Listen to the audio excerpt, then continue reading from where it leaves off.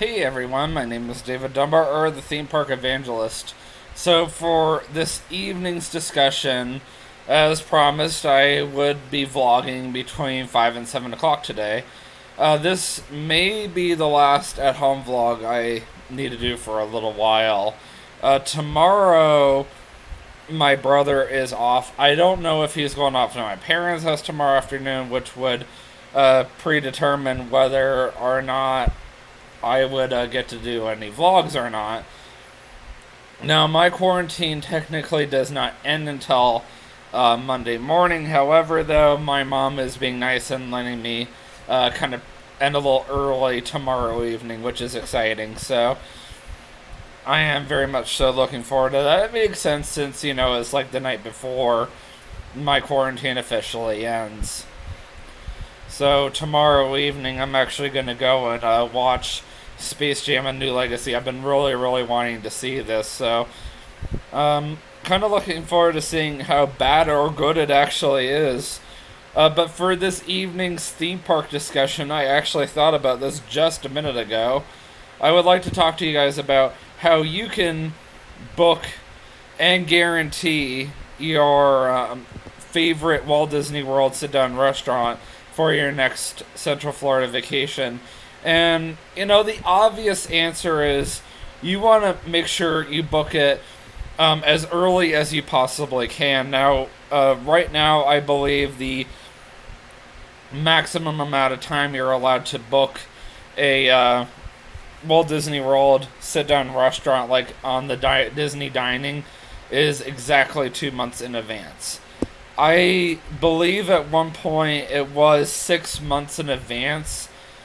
And I think that was just standard across the board. You didn't necessarily have to be staying at a Disney World resort to guarantee it. I think everything kind of changed because of the pandemic, so now it's 2 months exactly. So with that being said, 2 to 3 months, I should say, not 2 months. So I apologize. I believe it's now 3 months. It's now cut in half. Because I was talking about booking let me start over. I was talking about booking Ohana for TJ, me, and my coordinator Tristan, along with his wife, on February 28th, for February 28th, and we have to do it on exactly November 28th. So, if I'm not mistaken, the Disney Dining opens up at midnight of, like, say for example, if I wanted to book something for February 28th, then the absolute earliest that I can start booking would be midnight on November 28th of 2021. And I can do that as early, and I can book anything from November 28th all the way to February 28th of next year. So, February 28th, if I'm not mistaken, is a Monday. Actually, it is a Monday because that's what the day before my last day of my vacation. So my last full day. And I figured, why not celebrate that, since it's TJ's birthday anyway, at Ohana, which we have not been to. And, well, I have not been there in at least 4 years, so by that point it'd be almost 5. TJ said he only went there about a couple of years ago. Tristan has never been there ever, and his wife has never been there ever either. So, I think this kind of works out that the 4 of us will get to go enjoy Ohana. For those of you who have never been to Ohana, sorry, and Tristan, sorry, if you are watching this video later, Ohana is a really nice sit-down restaurant that's converted into a buffet. So, you first sit down at a table, they seat you at a table, and it's got a Hawaiian feel to it because Ohana, which means hello and goodbye in Hawaiian, is I should say, a sit-down / buffet restaurant at Disney's Polynesian Village Resort and Spa in the Magic Kingdom Loop Resorts. And it's on the second floor, on the opposite side of the monorail station. So you would first hang out in the lobby until they call you, and then your host will take you to your table. Eventually, your waiter will come. The waiter usually starts out by bringing you this really good bread with this dip, and then eventually he's going to come out later with a salad. He or she, sorry, because could get a waitress too. And then after that, they move into the main entree, which is shish kebabs. So you can either get steak shish kebabs, chicken shish kebabs, or beef shish kebabs. Usually you do get all of the above, and you can get whatever you want. That's why I said you could get one of those, because you can choose from any of those that you want, and they'll just keep bringing them until you say when. For dessert, they do a bread pudding, and the bread pudding is really good. For those who have allergies, they do have a special dessert, allergy-free menu. Just like Answers in Genesis, Disney also highly believes in making sure that guests have allergy options. And actually, it was when I first worked at Disney that I learned that theme parks do very much so care about your allergy needs, because the very first quick service restaurant I ever worked at, they actually would come out, the managers, and they would go over the entire menu and what a guest could and could not eat. And we had a whole notebook full of all of our allergens. And if you ever go to a sit-down restaurant and you tell the waitress that you have an allergy issue, then they'll bring out the chef themselves, and they will talk to you about any allergy issues. My brother has a friend, his name is Joshua Harmon, and he eats very carefully because of the fact that his siblings have allergies. So he's worried that if he eats badly, even when he's away from them, that it could affect his siblings, which is very kind of him. And when Josh said that he needed to, eat something or different than what they had, or he had to ask about allergies or whatever, the chef herself actually came out and spoke to him personally about that. And I complimented the chef and said, I've always admired Disney for this, and I highly admire the fact that Answers in Genesis also does this as well. So, it makes me happy that a Christian company really goes above and beyond as well. And in fact, with Answers in Genesis, they will even put the allergen stuff, like what the product contains, on the product itself. And if you ever go to Amzara's Kitchen, then if you're not sure what the product contains, which they've now gone as far as like putting it on the buffet itself, but you can also ask a coordinator or manager, and they will be more than happy to tell you. But anyway, that is Ohana, and Ohana definitely is like one of my personal favorite restaurants, and I have not eaten there in a few years, and it's definitely one I have to eat at quite often. And Ohana is almost impossible to get a dinner reservation to, unless, of course, you're smart and you get that reservation early. So, yeah, I really want to tell you guys all about Ohana, and I really want to make sure I went over the whole allergen thing, because I understand a lot of people have allergy issues. Not everybody can go up to a restaurant and just be able to eat whatever they serve without having to fear, like, oh no, what am I putting in my body? I've had kids come up to me on Deck 3 Snacks and tell me they have allergy issues. So I totally get it, and I even know what I sell. Like I know 100% for a fact what the guests can eat and what they cannot eat. If a guest comes up to me with a peanut allergy, then I can tell them exactly what they can and cannot eat, which is the most common allergy. But anyway, yes, with Ohana, you need to book that dining reservation exactly 3 months in advance.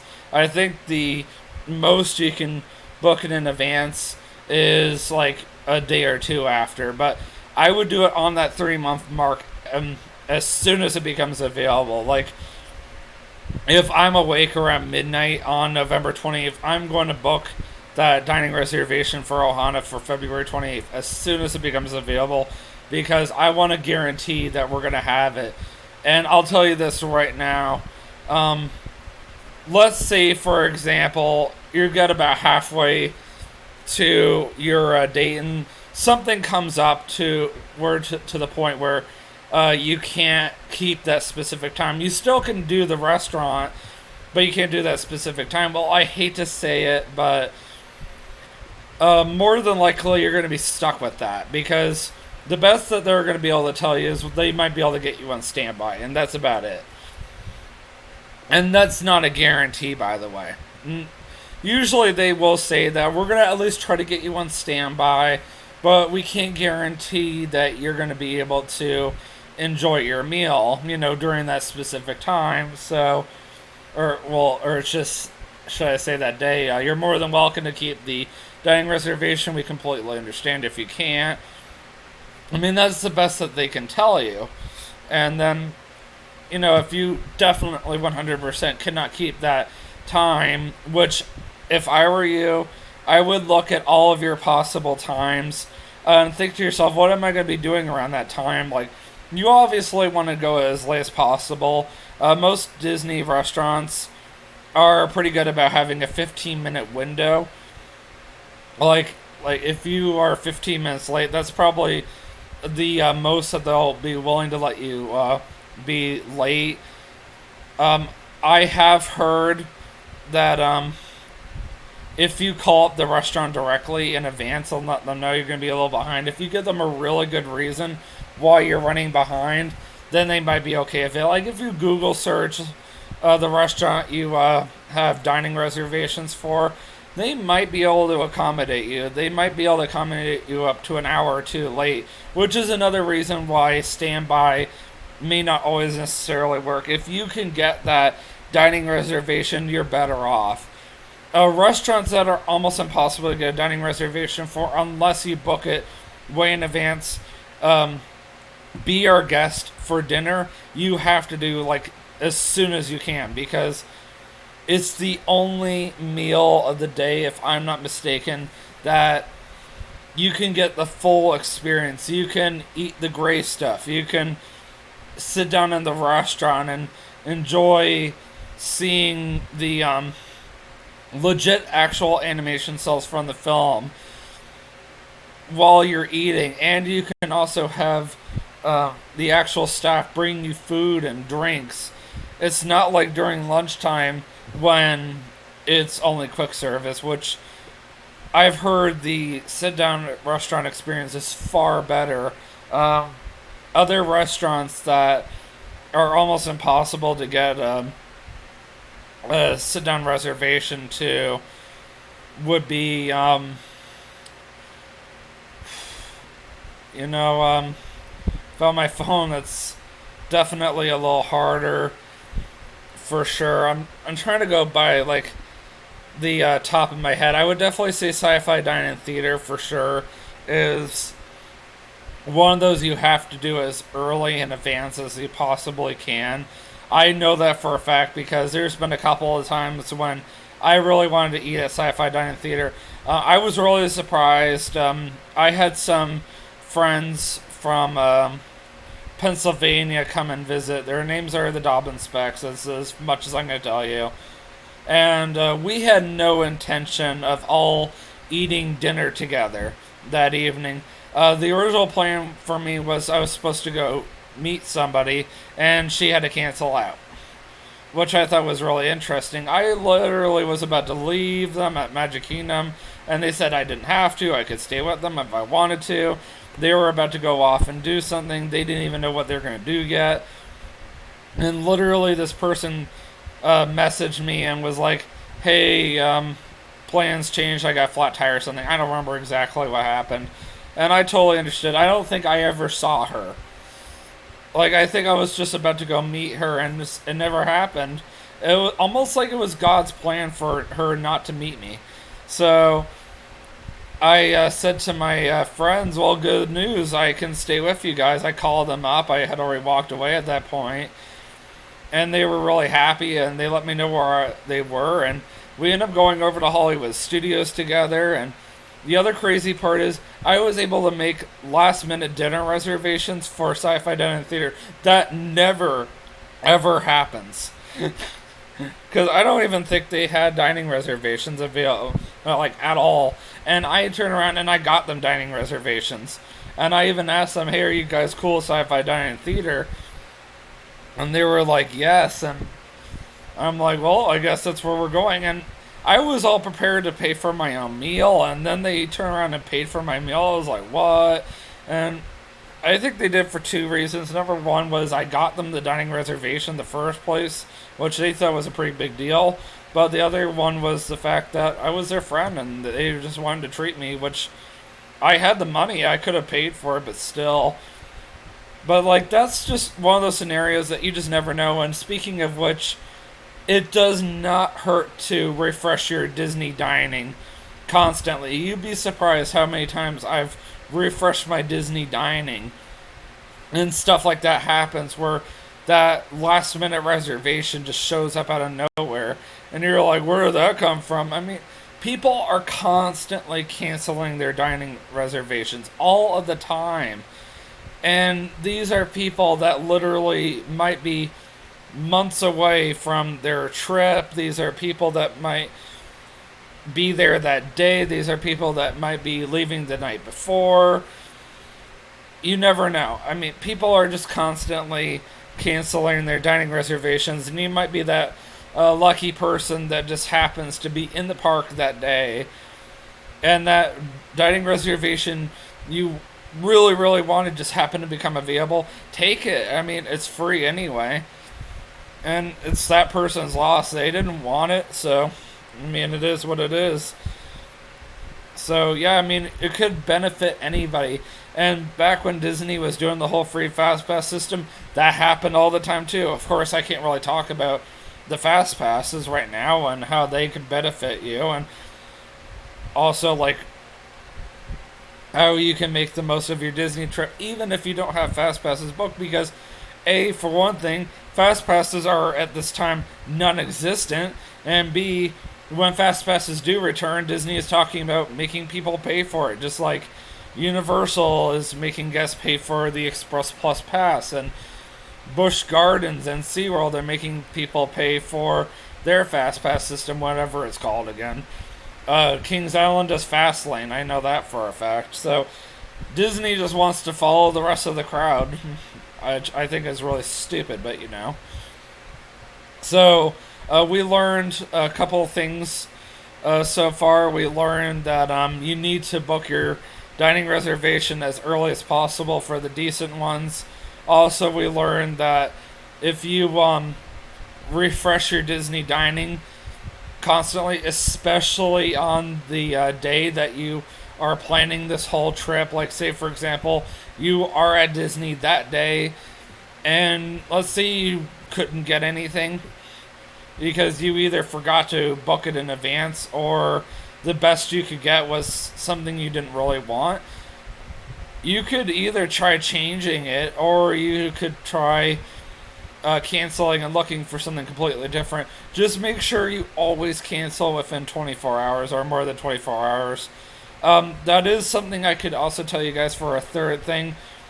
Even if you can't get what you want, settle for something that you would be, just as happy with. Like, I really like 50's Primetime Cafe, and 50's Primetime Cafe is one of those restaurants during slow season you can get on the day of, and when it's a little busier, like, well, during COVID time, they weren't, filling up at 100%, so it was one of those places you still had to book, like, the day before, like, up to the day before, but during slow season, generally, yes, you could get away with booking a restaurant like that at the absolute last minute on the day of, but when Disney was running the park at reduced capacity, no, you couldn't do on the day of all the time, but you could technically get away with it up to the day before. But that is always another option. Be willing to settle for the next best thing. get a compromise from your friends and family, or just your group in general. Try to find out, like, okay, what other restaurant would be we be willing? Sorry, I cannot talk.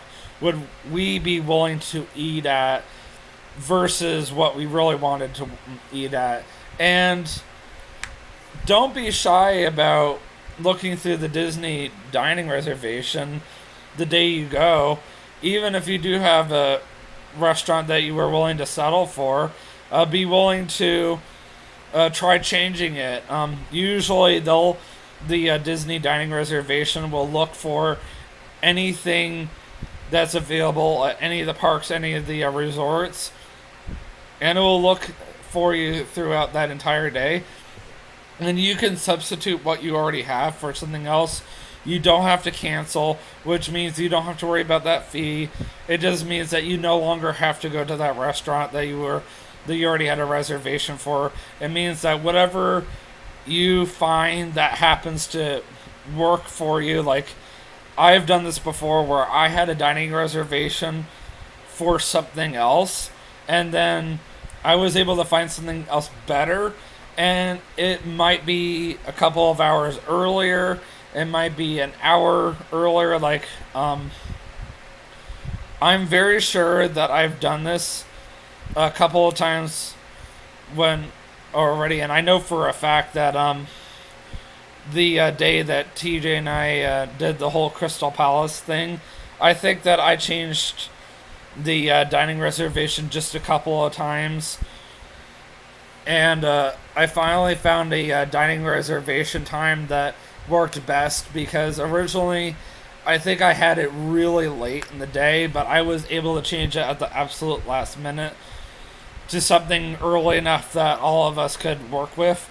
So the good thing was, on the day that we did the whole Crystal Palace thing, which was back on TJ's birthday last year, we were able to switch it on the last day, on the day of, at the last minute, so to speak, and we were able to show up at the restaurant about 15 to 30 minutes prior to the new dining reservation time, and everything went smoothly, because everything just processes like at the snap of a finger. It's incredible. Like, I love it.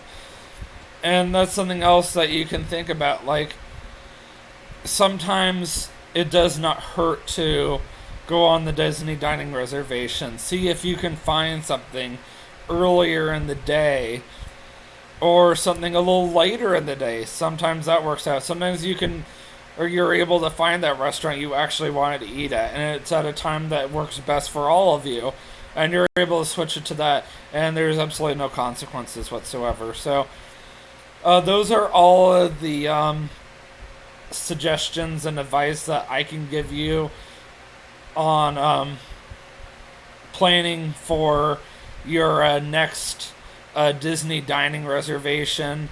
I know a lot of people love to eat at the Disney restaurants. I usually eat at least one a year. This year, my restaurant was 50's Primetime Cafe. Last year was the Crystal Palace. The year before that, well, guess what? I still live in Florida, so there was none. So next year will be Ohana. Makes you wonder what 2023 will be. I guess I'll figure that out when the time comes. But until then, I will see you guys in the next vlog, which will be another How I Met Kay and TJ vlog. For those of you who do not remember, I did finally figure out that my Pandora trip happened the day after my traditions. So that's another video for another time, or vlog for another time. In just a couple of minutes, I will be talking about everything that happened prior to me getting hired at Disney, as well as TJ. I will even be talking about how he got hired at Disney and kind of his story about how he went from being just a regular person to being a Disney cast member, and not just talking about my transition. Also, I'm going to share with you guys how TJ got started at Disney quicker than I did. This is all stuff that has never been revealed before. This was never talked about before on My Life as a Working Disney Cast Member series.